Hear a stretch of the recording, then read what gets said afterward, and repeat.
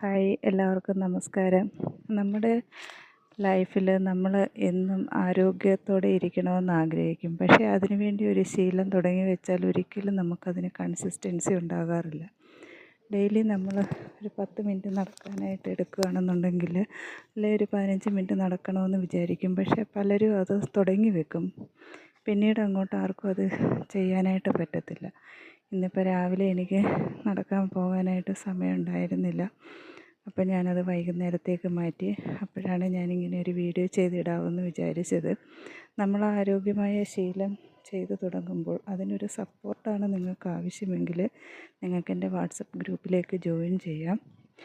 ഞാൻ ജയന്തി പ്രകാശ്. ഇതുപോലെയുള്ള ചെറിയ ചെറിയ ഹെൽത്ത് ടിപ്പുകളുമായിട്ട് ഇനിയും ഞാൻ വരുന്നുണ്ടാവും. നിങ്ങൾക്ക് ഈ വീഡിയോ ഇഷ്ടപ്പെട്ടെങ്കിൽ ലൈക്ക് ചെയ്യുക, ഷെയർ ചെയ്യുക, കമൻറ്റ് ചെയ്യുക.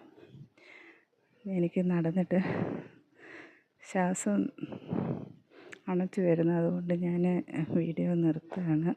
നിങ്ങൾക്കെല്ലാവർക്കും ഈ വീഡിയോ ഇഷ്ടപ്പെട്ടു എന്ന് ഞാൻ വിചാരിക്കുന്നു. ജീവിതത്തിൽ നിങ്ങളും ഇതുപോലെയുള്ള ഒരു ചിട്ടയായ ശീലം മെയിൻറ്റെയിൻ ചെയ്യുകയാണെങ്കിൽ നമുക്ക് ആരോഗ്യത്തോടെ ഇരിക്കാനായിട്ട് പറ്റും. Thank you so much. Thank you all.